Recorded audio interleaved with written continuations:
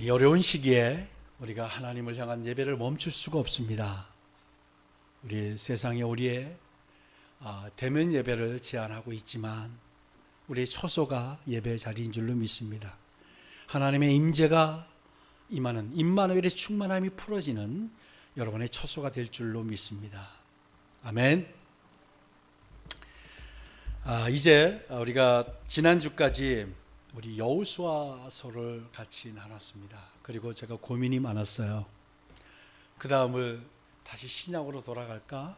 아니면 영적인 성벽을 세우고 영적인 경계를 세웠던 느헤미야를 자꾸 가슴에 있었어요. 그래서 느헤미야서를 계속 보고 있으면서 그래도 하나님 계속 그것으로 인도하는 것 같지 않아요. 계속 기도하다가 제가 몇 주를 기도했어요. 하나님 어떤 말씀을 같이 나누는 것이 이 시기에 이 시즌에 합당합니까? 어떤 말씀이 우리 성도들에게 위로가 되고 우리 삶의 길이 될 수 있을까요? 기도하고 하는 중에 하나님께서 여호수아 이후의 이야기, 그러니까 사사기의 이야기를 나누었으면 하는 마음을 주셨어요. 왜냐하면 사사기를 자세히 보니까요, 사사기가 지금 오늘의 우리의 현실과 너무나도 많이 닮아 있습니다.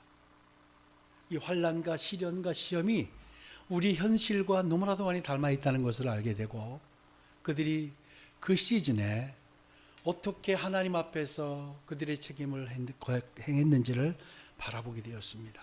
그리고 그들의 잘잘못이 어떻게 그들에게 다가왔는가를 또 보게 되었고요. 그래서 사사기를 계속 이어지는 이야기가 또 궁금했을 것 같고, 우리 성도들도 그래서 사사기를 준비하게 되었습니다.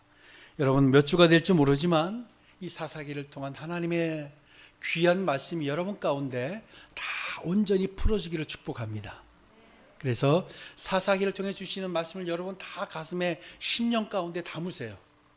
그래서 이 시즌, 이 시기를 어떻게 내가 돌파해야 되는가, 어떻게 내가 이겨내야 하는가, 사사기에 있습니다. 한 주도 놓치지 마시고 여러분 같이 묵상하시면 좋겠습니다. 그래서 오늘 이제 여러분 이 말씀이 끝나고 나면 사사기를 한번 다 읽어보세요. 21장밖에 안 돼요. 얼마 되지 않아요. 한번 읽으면 그냥 읽게 돼요. 재밌거든요. 한번 읽어보세요. 그리고 또 다음 주에 사사기를 같이 나눠보시자고요. 잠깐 기도합니다. 하나님, 살아계신 하나님, 오늘 이 시즌에 우리 각 개인에게 필요한 말씀을 주옵소서. 이 말씀으로 살아내게 도와주옵소서. 이 말씀을 우리가 가슴으로 듣게 하여 주옵소서. 이론으로 받아들이지 않고 가슴으로 받을 수 있도록 인도하여 주옵소서. 이것이 우리의 삶에 놀라운 역사로 나타나게 하옵소서. 예수님 이름으로 기도합니다. 아멘. 여호수아서는 하나님께서 그의 백성을 통해 역사하셔서 그들에게 약속하신 가나안 땅 정복에 대한 승리와 정착에 대한 내용을 밝혀주고 있습니다. 그래서 그 땅을 하나님께서 취하게 하심으로 그들이 드디어 축복과 안식을 누리게 되었다라는 내용이었어요. 그런데 이 출애굽 세대 이후에 이 세대, 가나안 정복했던 이 세대가 하나님께 순종으로 화답을 하죠. 그래도 하나님께 순종으로 화답했기 때문에, 또 하나님을 신뢰했기 때문에 그런 그들에게 하나님은 승리의 유업을 주셨던 겁니다. 자, 이스라엘의 가나안 정착 전쟁, 우리가 여호수아를 통해서 우리가 바라봤던 이스라엘의 가나안 정착 전쟁을 한 3단계 정도로 구분해 볼 수 있어요. 우리가 정리해 봅니다. 1단계는요, 이들이 가나안 땅에 들어가서 가나안 땅에도 전략적 요충지가 있었을 거 아니에요. 그래서 모두가 하나가 되어서 함께 싸워서 정복해서 최소한의 안전을 담보하는, 그러니까 임시 정착지를 확보한 것이 1단계라고 볼 수 있어요. 그러니까 전략적 요충지를 그들이 확보를 했어요. 먼저 들어가서. 그리고 2단계는 이스라엘의 12지파가 자신들에게 분배된 가나안 땅을 다 공평하게 분배를 받아서 자기들의 영토로 확장한 것이 바로 2단계라고 할 수 있어요. 그들이 2단계까지 확장을 했어요.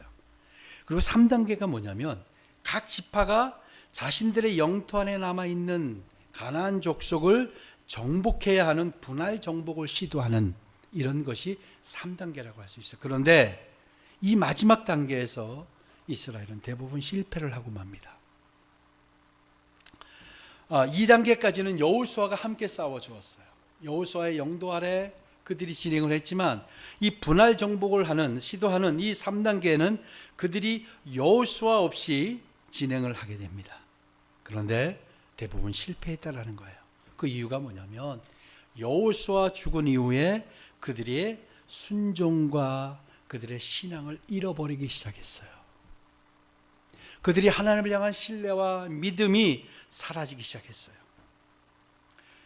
하나님께서 이스라엘을 시험하시기 위해서 완전히 정복한 상태가 아니었지만 땅을 분배시켜 줬어요.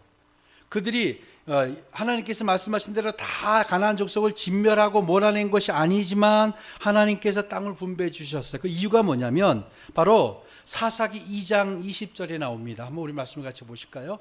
사사기 2장 20절, 21절, 22절을 우리 한번 넘어가서 보겠습니다. 20장 20절을 같이 한번 읽읍시다. 시작. 여호와께서 이스라엘에게 진노하여 이르시되 이 백성이 내가 그들의 조상들에게 명령한 언약을 어기고 나의 목소리를 순종하지 아니하였은즉 나도 여호수아가 죽을 때에 남겨둔 이방 민족들을 다시는 그들 앞에서 하나도 쫓아내지 아니하리니 이는 이스라엘이 그들의 조상들이 지킨 것 같이 나 여호와의 도를 지켜 행하나 아니하나 그들을 시험하려 함이라 하시니라. 아멘.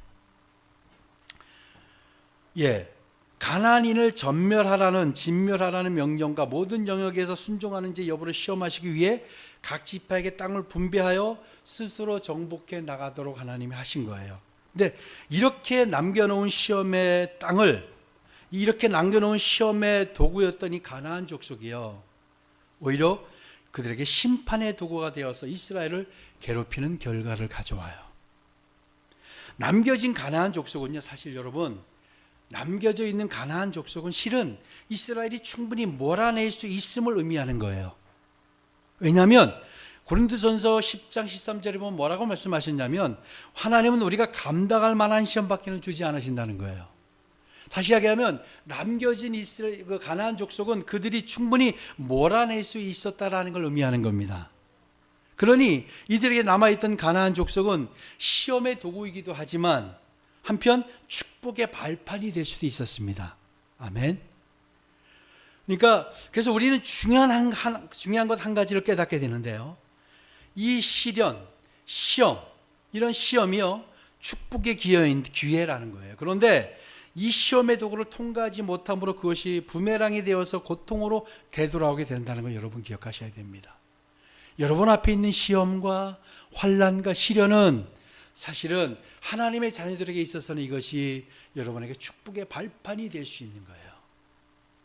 또한 하나님께서 시험하시는 것은 이미 우리에게 승리를 보장해 주셨어요.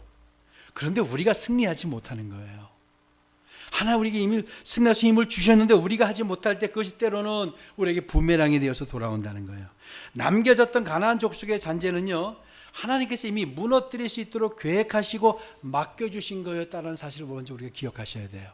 그게 불가능한 산이 아니었어요. 그들이 못 몰아낼 것들이 아니고 충분히 몰아낼 수 있었다는 것, 하나님이 이미 그렇게 계획하셨다는 것 여러분 기억하셔야 됩니다. 이와 같이 여호수아 죽음부터 이어진 전 민족적 실패가요, 왕정시대까지 이어지게 됩니다. 그래서 이들이 괴로워서 신음하며 통회하며 하나님 부르짖으면 하나님이 사사라는 사람을 보내서 그 문제를 해결해 주시고 한동안 평안을 주세요. 그러면 그들이 또 악으로 달려가요. 또 고통하면 하나님이 그 이방 민족을 통해서 또 그들의 괴로움을 주시고 또 그들이 신음하고 또 부르짖으면 하나님 또 사사를 보내세요. 이러기를 이들이 얼마까지 하는지 압니까? 이들이 한 약 400년 동안 또 그렇게 살아요. 430년 동안 애굽에서 종살이 했잖아요. 그리고 나서 잠시 이렇게 평안을 얻다가 이들이 또 한 기나긴 지리한 400여 년 가까이 되는 이 기간 동안 또 그들이 그렇게 살아갑니다. 이 악순환이 거듭됩니다. 이 사사시대는 BC 1390년부터 1050년까지 대략 한 400여 년간에 진행되는 사건이었습니다. 여러분 생각하는 사사라는 이미지가 어떠세요? 사사는 굉장히 힘이 세고, 사사하면 우리가 이렇게 생각나는 사람이 누구죠? 삼손이 생각나시죠? 네. 그래서 사사는 굉장히 용사고 전쟁의 전문가고 이런 사람으로 자칫 우리가 오해할 수 있어요. 그런데 이들은 평범한 말씀의 사역자들이었어요. 여러분, 장애인이거나 서자로 태어나서 쫓겨나서 불량배들과 거하였던 어울렸던 인물이었거나 때로는 여자이기까지 했습니다. 여자가 사사가 되는 것은 극히 예외적인 사건입니다. 당시의 히브리 문화에서는, 고대 근동에서는 여자가 사사가 된다는 건 정말로 예외적인 사건이었다는 거예요. 평범했던 이들이요, 나라가 위태로워지고 백성이 위협받게 된 이때 이 평범한 사람들이 말씀을 붙들고 일어나서 위대한 임무를 감당해낸 겁니다. 이들이 사사였어요. 시대가 어지럽고 혼란할수록 사람들이 어떻게 변해가는지 아세요? 자기중심적으로 변해가요. 시대가 어렵고 혼란을 거듭할수록 자기중심적으로 생각하며 자기 이익을 채우는 일에 급급해지기 마련입니다. 어떠세요? 요즘 우리가 그렇죠? 내 이익만 챙기게 되고 나만 돌아보게 되지 않아요? 이 시즌이 그래요. 이런 어두운 시기에 나타난 사람들의 어려움을 통찰하고 그들을 위기에서 건져낸 사람들의 이야기가 바로 사사기입니다. 사사기의 주요 내용은 말씀드렸듯이 믿음을 지켜내지 못해 어려움에 빠지게 되고 그럴 때마다 하나님께서 사사를 보내시고 또 회복되었다가 또 죄를 짓고 또 이게 계속해서 반복되는, 이게 그런 시기를 그리 지리밀렬하게 정말로 가나안 원주민들과 밀고 당기는 싸움을 한 번에 끝내지 못하고 계속해서 400년 가까이 그렇게 이들이 살아가게 됩니다. 그래서 이 사사기의 혼란이야말로 오늘날 교회가 겪는 위기의 순간에 가장 큰 교훈을 줄 수 있겠다라는 마음이 들었습니다. 사사기에서 볼 수 있는 이 반복된 죄의 모습들, 하나님께 회개했다가 다시 또 죄로 달려가는 이 반복된 악순환의 모습이 바로 우리들이 겪는 모습과 아주 많이 닮아 있다라는 거예요. 교회의 역사를 보면 혼란의 시대에 등불이 꺼져가는 듯할 때도 있었지만요, 다시 성령의 기름 부음을 받아서 하나님의 놀라운 역사를, 구원을 반복했다라는 사실이에요. 이와 같이 사사기의 혼란도 비슷합니다. 사사기야말로 이 어렵고 혼란한 시대에 교회가 어떻게 다시 한번 성령의 기름 부음을 받아서 다시 일어날 것인지, 또 이 어려운 위기를 어떻게 우리가 돌파할 것인지, 그리고 그들이 당시에 어떤 선택을 했는지, 그들의 선택은 어떤 결과를 가져왔는지, 그래서 우리가 어떤 바른 선택을 해야 되는지, 이게 오늘 사사기가 보여준다는 거예요. 여러분, 사사라는 직책은요, 오늘날의 개념으로 보면 아마 카운셀러나 평신도 지도자, 아니면 목회자와 같다고 볼 수가 있습니다. 판관으로 번역되기도 하지만요, 사실 사사는 우리가 생각하듯이 그렇게 법적인 지위를 가진 재판관으로만 그냥 그렇게 볼 수는 없습니다. 그들은요, 이스라엘 백성들 사이에 소소하게 일어났던 분쟁이었던 그런 일들을, 사소한 분쟁을 하나님의 말씀에 입각해서 그것을 해결해주고 또 위로해주고 분별해주고 그들이 해야 할 일을 가르쳐주는 지도자 정도였고요, 목회자 정도였다라는 거예요. 군인도 정식 관직을 가진 사람도 아니었어요. 하나님의 말씀을 깨달아서 백성들의 어려움을 도와준 사람들이에요. 그런데요, 이들이 나라가 위기에 처했을 때, 나라가 위기에 처해 무력 전쟁에 불가피할 경우에 그들은 일어나서 무서운 전사로도 변했던 사람들이 바로 사사들입니다. 그리고 전쟁이 끝나면 다시 일상으로 돌아가는 평범한 평신도 지도자나 목회자 자리로 조용히 돌아가서 그들을 가르치고 그들을 위하는 그런 삶을 살았던 사람들이 바로 사사예요. 사사는 이처럼요, 사사의 특징은 위기가 왔을 때 그 자리에서 말씀을 붙들고 일어나서 때로는 전쟁도 치르는 용사로, 한순간에 용사로 돌변하는 믿음의 사람들이었다라는 거예요. 저는 여러분 모두가 이 시대에 사사가 되었으면 좋겠어요. 우리 모두가 사사가 될 수 있어요. 안수 집사님 아멘. 사사가 되는 거예요. 내가 이 시즌에, 이 시기에 내가 우리 이 한민족 한반도에 사사가 되겠다라는 마음을 우리가 분연히 한번 일어나 봅시다. 사사기 1장은요,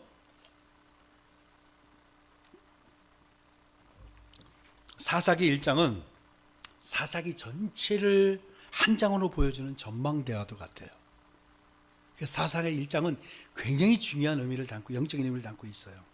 사사기 1장은요, 이스라엘의 지파들 중에 9지파의 성공을 추적해 가고 있습니다. 가장 먼저 유다 지파의 성공을 보여주는 듯해요. 그런데요, 여러분, 이 잘못 읽으면 유다 지파가 굉장히 성공한 지파고 굉장히 그들이 승리를 가져왔던 것 같은데 사실은 절반의 성공에 불과했다라는 거예요. 여러분, 절반의 성공이란 다른 말로 하면 절반의 순종만을 보였다는 의미이기도 해요. 그들이 유다 지파가 절반의 성공을 거두었다는 것은 하나님 앞에 절반의 순종만을 했다라는 거예요. 베냐민 자손은요, 여부수 족속을 쫓아내지 못했다라고 21절에 말하고 있고요. 므낫세 지파는 쫓아내지 못하고 노역을 시키기로 결정했다라고 27절, 28절은 이야기하고요. 에브라임은요, 가나안 족속이 그들 중에 거주하도록 허락했다라고 29절에 이야기하고, 스불론도 강제 노역을 시키기로 선택했다라고 30절에 이야기합니다. 아셀 족속은 더 심했어요. 그들은 가나안 족속 가운데 같이 살게 됩니다. 납달리도 그랬어요. 단지파는요, 산지로 내몰리기까지 했어요. 그래서 사사기 1장을 언뜻 읽어보면요, 위대한 정복, 여호수아서에 이어지는 위대한 정복의 장처럼 보이는데요, 그러나 이 사사기 1장은 그들의 실패를 이야기하고 있어요. 이스라엘은 하나님을 온전히 신뢰하거나 순종하지 못해서 어떻게 되었냐면 우상을 숭배하는 가나안 족속과 나란히 함께 머물러 거주하고 살아가게 됩니다. 하나님이 절대 이거 하지 말라는 거였어요. 그들에게 다짐시키고 다짐했던 것이었는데 그들이 그만 가나안 족속과 섞여서 살아가게 되는 것을 사사기 1장은 말하고 있어요. 마치 땅속에 폭발물을 파묻어 놓고 사는 것처럼 위험천만한 살얼음판을 걷는 것 같은 그런 삶을 그들이 시작했다라는 거예요. 이스라엘이 어떤 민족과 살았는가를 오늘 본문 중에 나오는 아도니 베섹이 바로 그것을 이야기해줘요. 6절 7절을 한번 보겠습니다. 우리 본문 6절 7절을 한번 봅니다. 우리 같이 한번 읽도록 하겠습니다. 본문 사사기 1장 6절 7절입니다. 자, 같이 볼까요? 아직 안 됐어요. 기다릴게요. 6절 7절입니다.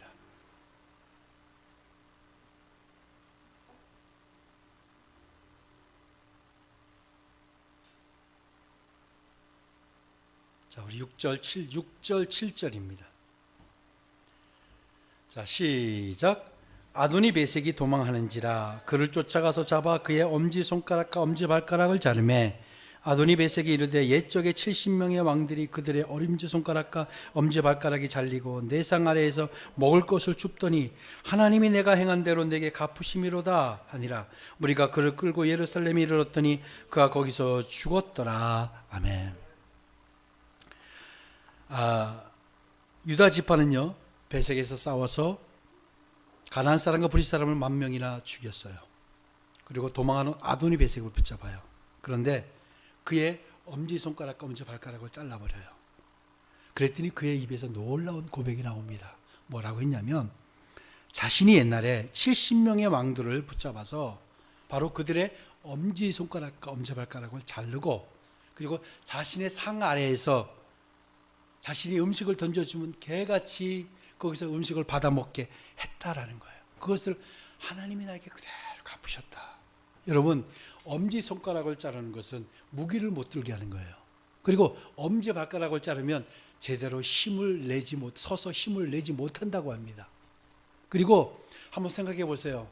70명의 왕을 잡아가서 엄지손가락, 엄지발가락 자른 다음에 자기가 먹는 상압 아래에 두고 음식을 던져서 먹게 했던 사람이 아도니 베섹이에요. 이게 얼마나 악독한 사람입니까? 그렇죠? 얼마나 잔인해요. 그리고 얼마나 교만한지 모릅니다. 우리가 상상할 수 없는 교만함이 그들에게 있었어요. 그러니까 가나안 족속이 이런 교만과 이런 악이 가득했던 사람이 가나안 족속이었어요. 그래서 하나님은 이들을 바로 다 진멸하라고 했던 게 이들을 남겨두면 바로 암적인 존재 같아요. 그래서 이 암은 순식간에 퍼져서 몸을 다 망가뜨리잖아요. 그들과 섞이면 이스라엘 백성은 반드시 무너질 수밖에 없었기 때문에 하나님께서 가나안에 이스라엘을 보내신 것은 바로 이런 자들을 심판하시기 위함이었다는 거예요. 그러니까 이들이 어떤 사람들하고 섞여 살았어요? 이런 사람들하고 섞여 사는 거예요. 이들과 더불어 살기 시작했어요. 자, 사사기 1장 1절을 볼까요? 여호수아의 죽은 후부터 사사 시대가 이제 시작됨을 보여주죠. 1절에 여호수아가 죽은 후에 이스라엘 자손이 여호와께 여쭈어 이르되 우리 가운데 누가 먼저 올라가서 가나안 족속과 싸우리까? 아멘. 자, 이 말씀을 보면 굉장히 믿음의 이야기 같아요. 하나님, 누가 먼저 나가서 싸우리까라는 이야기를 들리지 않으세요? 근데 그게 아니에요. 여호수아가 죽고 난 후에요, 이스라엘 자손들은 다 자신들이 정복해야 될 족속들이 있었어요. 자신들이 분배받은 지역에. 그런데 이스라엘 자손들은 무기력한 사람들처럼 살아가기 시작하는 거예요. 그들이 해야 할 일을 안 하는 거예요. 하나님이 진멸하라고 했는데 분배받은 땅을 향해서 진격하기만 하면 돼요. 근데 그렇게 하지 않고 그들이 서로 눈치만 보고 있었어요. 그래서 여호수아가 죽은 후에 이스라엘 자손이 여호와께 여쭈는 거예요. 그게 믿음이 아주 강력해서 하나님의 말씀을 듣고자 하나님의 말씀대로 움직이려고 해서 여호와께 여쭈어 이르되 우리 가운데 누가 먼저 올라, 이 얘기가 아니었던 거예요. 서로 안 하려고 지리멸렬하게 아주 눈치 보고 이랬을 때 누가 먼저 올라가야 됩니까? 이제 이렇게 어쩔 수 없이 했던 말이 바로 1장 1절이에요. 1장 2절이 그들이 어떻게 주저하고 있었는지를 말해줍니다. 2절을 보겠습니다. 여호와께서 이르시되 유다가 올라갈지니라 보라 내가 이 땅을 그의 손에 넘겨주었노라 하시니라. 아멘. 누가 먼저 올라가야 합니까? 라고 물어볼 것이 아니라요, 이유가 없어요. 누구나 할 것 없이 모두가 싸워야 될 몫이 그들에게 있었고 그들 앞에 있어서 그냥 올라가서 싸우면 돼. 싸우면 승리하는 일이었어요. 왜? 하나님께서 이 땅을 그의 손에 넘겨주었다라고 했잖아요. 그렇죠? 이미 넘겨준 거예요. 하나님이 승리를 보장한 거예요. 그들이 나아가서 싸우면 됐어요. 근데 그들이 그러지 않고 있었어요. 그래서 그들이 하나님께 물었던 거예요. 누가 먼저 싸워야 됩니까? 그랬더니 하나님이 그들의 그런 걸 듣고서도 하나님이 그들에게 뭐라고 말씀하시냐면 유다 지파를 먼저 지목을 하셨어요. 여러분, 하나님께서 유다 지파에게 올라가라고 했던 것은 아주 중요한 영적인 의미를 담고 있습니다. 왜 유다 지파였을까요? 여러분, 야곱의 아들 중에 이스라엘 지파 중에 장자 지파가 누구예요? 르우벤이죠. 세상적으로 보면 장자는 르우벤이에요. 르우벤이 먼저 가야 돼요. 항상 무엇을 맡길 때 항상 이스라엘 그때 히브리 문화에서는 장자에게 먼저 하는 거예요. 장자가 먼저 가야 돼요. 근데 하나님은 유다를 지목했죠. 왜요? 이스라엘의 영적인 장자는 유다로 벌써 인정받았잖아요. 우리가 여호수아서에서 우리 배웠지요. 이스라엘의 장자, 이스라엘의 영적인 장자는 유다 지파가 그 역할을 감당하게 되었다는 거예요. 그래서 유다 지파를 먼저 하나님이 올라가라고 했던 것은 이 일은 세상적인 기준으로 싸우는 전쟁이 아니라는 거예요. 이것은 영적인 전쟁이라는 거예요. 너희들이 그들을 몰아내는 것, 이것을 세상적으로 보고 하지 마라. 이것은 영적인 전쟁이기 때문에 유다 지파를 먼저 내세워서 올라가라라고 하셨던 거예요. 이 싸움은 영적인 싸움이다. 그러니까 그들이 볼 때 세상 가나안 잔재들 족속들로 몰아내는 것이 세상적인 싸움이 아니라 영적인 싸움이었다는 거예요. 여러분 아시죠? 이 전쟁은 하나님께서 가나안의 전쟁에 여호수아를 앞세워 하셨던 전쟁에 하나님께서 친히 진두지휘하시면서 하셨던 전쟁 아닙니까? 하나님이 앞서 싸우신 전쟁이 가나안 전쟁이었어요. 영적인 전쟁이에요. 이 연속적으로 이 영적인 전쟁을 그들이 마무리해야 되는 상황이었다는 거예요. 그래서 유다 지파를 먼저 내세운 거예요. 자, 유다 지파를 지목하면서 하신 말씀이 중요한 의미가 있어요. 이 땅을 그의 손에 넘겨주었노라. 너희 손에 넘겨주었다고 2절에서 이야기했죠.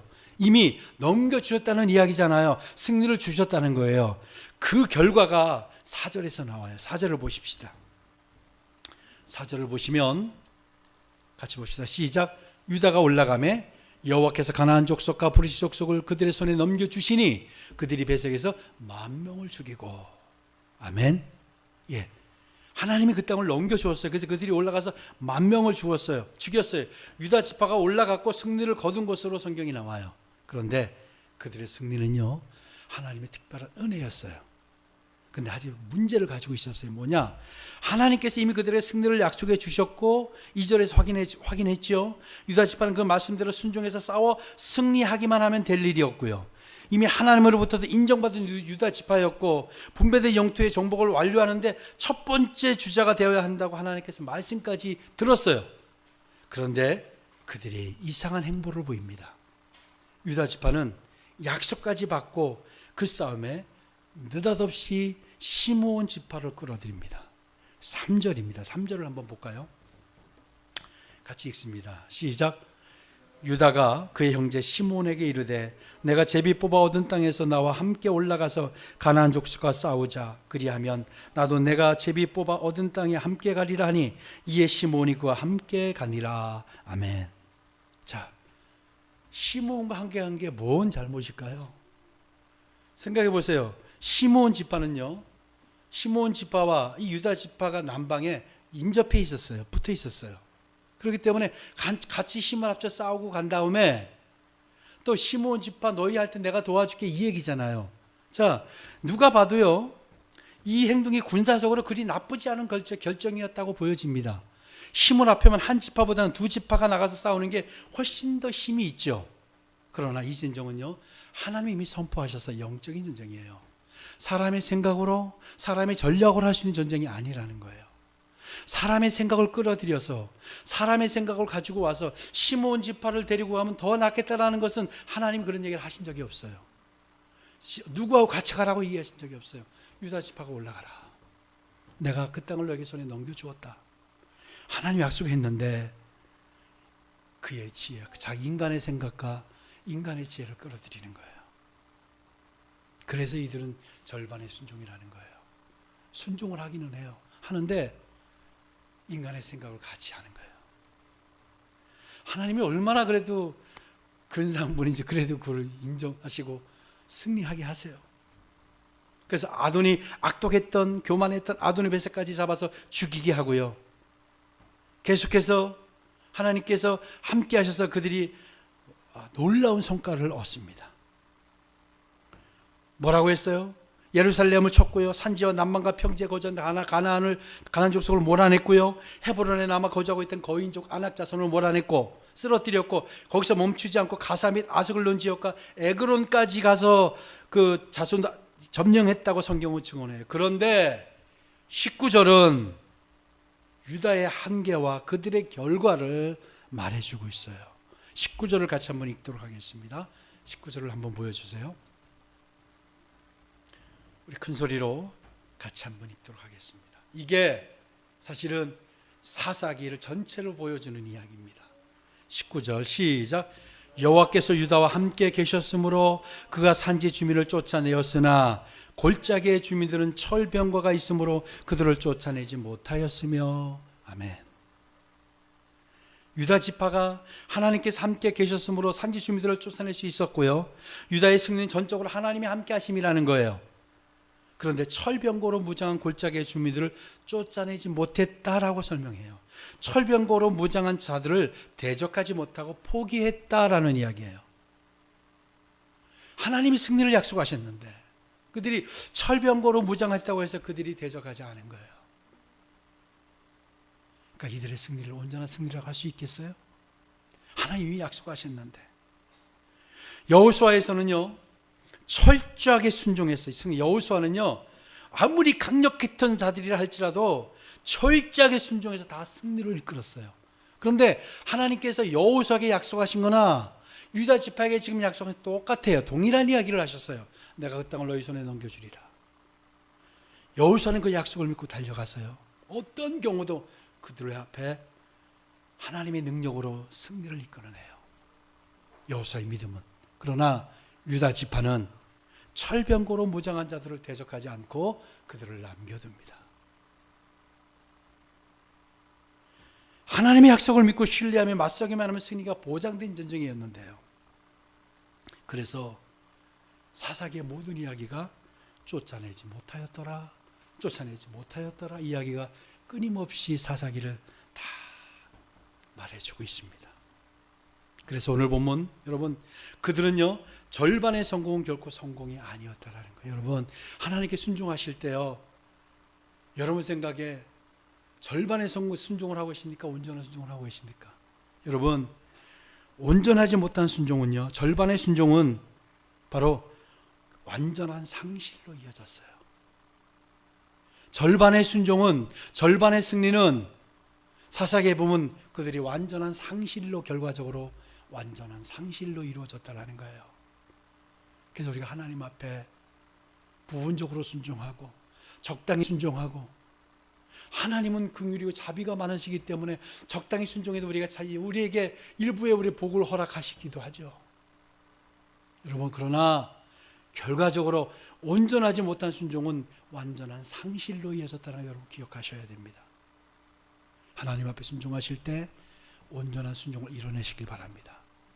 그래서 하나님이 오늘 본문을 보면요, 느닷없이 유다 지파 얘기를 쭉 이어가다가요, 11절에 가면 느닷없이 갈렙의 가문의 이야기를 싹 삽입을 시켜요. 아주 중요한 여기 포인트가 있습니다. 오늘 본문 중에 이들의 모습과는 정말로 상반된 한 가문을 삽입해서 설명합니다. 이스라엘 중에 영적으로 용감했던 한 가문, 정말 신실한 가문을 이야기한다면 바로 갈렙이에요. 갈렙의 가문이에요. 하나님 인정하신 가문이에요. 이들의 모습으로 만일 이스라엘이 사사시대를 살아간다면 너희들이 전혀 다른 결과를 가져왔을 거라는 걸 이야기하는 거예요. 유다 지파가 인간적인 생각으로 시몬 지파를 끌어들이고 그렇게 했던 거, 그리고 적당히 자기들이 생각할 때 물리칠 수 있는 민족은 물리치고 그렇지 않은 자들은 철병거를 무장한 자들을 남겨뒀다, 이런 게 아니라 하나님의 명령에 모두가 다 아니라고 했지만, 갈렙이 모두가 아니라고 했지만 그는 하나님이 함께 하시면 가나안 땅을 우리가 얻을 수 있다라고 확신하지 않았습니까? 그래서 갑자기 이 갈렙의 가문을 삽입해서 이야기하는 거예요. 여호수아 15장 13절 19절의 내용이 오늘 11절부터 16절의 내용입니다. 오늘 보면 12절을 보면은요, 갈렙은 기라세벨을 쳐서 그것을 점령하는 자에게 딸을 주겠다고 제안을 합니다. 이것을 자칫 보면 그냥 사위를, 좋은 사위를 선택하기 위해서 하는 이야기 같이 보이지만 그게 아니었고요. 갈렙은요, 자신의 삶을 위해서 선택했던 것과 같이 딸 악사도 신실하고 언약에 신실하고 하나님의 약속에 반응해서 용감하게 순종하는 삶을 살기를 원했어요. 그래서 그가 그런 사이를 얻기를 원했던 거예요. 13절을 한번 보겠습니다. 13절 같이 보겠습니다. 갈렙의 아우 그나스의 아들인 온니엘이 그것을 점령하였으므로 갈렙이 그의 딸 악사를 그에게 아내로 주었더라. 아멘. 예. 갈렙이 내건 포상의 내용이었는데요, 이 포상은요, 바로 그냥 이 포상을 내건 목적이 단순히 싸움에 나가서는 용기 있는 자를 북돋우기 위한 것만이 아니었어요. 뭐냐면 참된 신앙을 가진 자를 사위로 삼으려는 목적. 가나안 족속과의 싸움은 단순한 전쟁이 아니었기 때문에 하나님께 대한 확고한 믿음과 순종이 없이는 그 선봉에 나설 경우 반드시 필패할 수밖에 없었어요. 그래서 진정한 믿음의 용사의 등장을 기대했고, 온니엘이 등장했고, 그 온니엘이 악사를 얻었고, 그 이후에 온니엘이 사사로 큰 역할을 하게 됩니다. 그래서 너희들이 사사시대는 어떻게 살아야 되느냐? 갈렙 가문같이 살아야 된다는 거예요. 갈렙은 하나님 앞에 온전한 충성을 했던 가문이에요. 철저한 순종을 했던 가문이에요. 그래서 유다 지파가 적당히 순종하고 절반의 성공을 이룬 것이 아니라 갈렙은 두고두고 회자되고 두고두고 이야기할 거리에 바로 가문이었다라는 거예요. 여러분, 어떤 가문을 세우시겠습니까? 물론 하나님의 그 긍휼은 유다 지파를 통해서 메시아를 탄생시키시긴 하시지만 이들은 많은 고난과 역경을 겪게 됩니다. 여러분, 저는 여러분이 다 갈렙 가문같이 되기를 축복합니다. 여러분, 온전한 순종이 아니고서는 모든 것을 잃는 상실로 이어진다는 것 가슴에 여러분 새기세요. 여러분, 부분적으로 순종해 오시고 적당히 순종해 오신 것 이제 내려놓으시고 온전한 순종, 하나님 말씀하시는 것 내 힘이 닿는 데까지. 여러분, 우리 고린도후서에 보면은요, 마게도냐 지역의 교회들은 자신들의 힘이 붙이는 데까지 연보를 했어요. 아시죠? 자신들이 어려운데도 하나님 우리에게 원하시는 순종은 힘들고 어려운 순간에 하나님을 바라보고 온전한 순종을 하기를 원하십니다.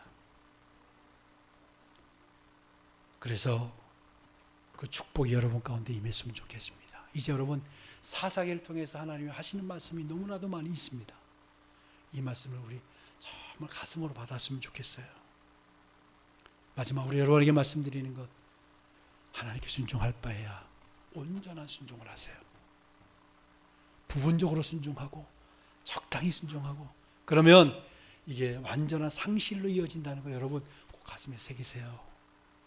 지금 당장 그 일이 일어나지 않는다 할지라도 영적인 유업이 여러분에게 요원하다는 거예요. 그래서 이제 이 갈렙 가문의 이 이야기를 왜 여기다 삽입을 했는지 이제 알게 됩니다.